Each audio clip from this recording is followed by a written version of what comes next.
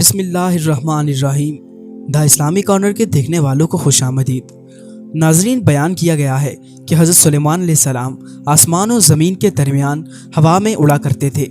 چنانچہ ایک دن جب کسی گہرے سمندر میں ان کا گزر ہوا تو دریا میں ہولناک موجیں اٹھتے دیکھ کر ہوا کے پھیل جانے کا حکم دیا اور جنات کو دریا میں غوطہ لگا کر نیچے کا حال معلوم کرنے کا۔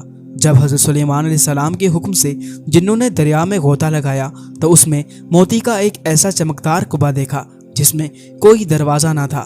حضرت سلیمان علیہ السلام کو اس کی خبر دی گئی تو انہوں نے اس کبا کو سمندر سے لانے کا حکم فرمایا۔ چنانچہ جنات نے اس کو سمندر سے نکال کر حضرت سلیمان علیہ السلام کے سامنے پیش کیا، جس کو دیکھ کر انہیں بہت تعجب ہوا اور اللہ تعالیٰ سے دعا کی، جس سے وہ کبا شک ہوا اور اس کا دروازہ کھل گیا۔ تو حضرت سلیمان علیہ السلام نے دیکھا کہ اس میں ایک نوجوان اللہ تبارک و تعالیٰ کے سامنے سجدے میں مشغول ہے۔ تو حضرت سلیمان علیہ السلام نے اس سے دریافت کیا کہ تم فرشتے ہو یا جن؟ تو اس نوجوان نے جواب دیا کہ میں انسان کی جن سے ہوں۔ اس کے بعد حضرت سلیمان علیہ السلام نے دریافت فرمایا کہ آخر یہ بزرگی اور فضیلت تجھے کیوں کر حاصل ہوئی؟ اس نوجوان نے عرض کیا کہ حضرت، مجھے یہ فضیلت اطاعت والدین اور ان کے ساتھ حسن سلوک کے سبب حاصل ہوئی ہے۔ میں اپنی ضعیف والدہ کو اپنی پشت پر لادے رہتا تھا اور ان کی دعا تھی کہ اے میرے معبود، تو اس کو سعادت عطا فرما کہ میرے مرنے کے بعد اس کا مقام ایسی جگہ میں متعین فرما جو نہ آسمان میں ہو نہ زمین میں۔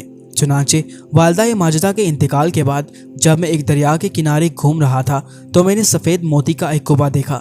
جب میں اس کے پاس پہنچا تو اس کا دروازہ کھل گیا اور میرے اندر داخل ہونے کے بعد قدرت الہی سے خود ہی بند ہو گیا۔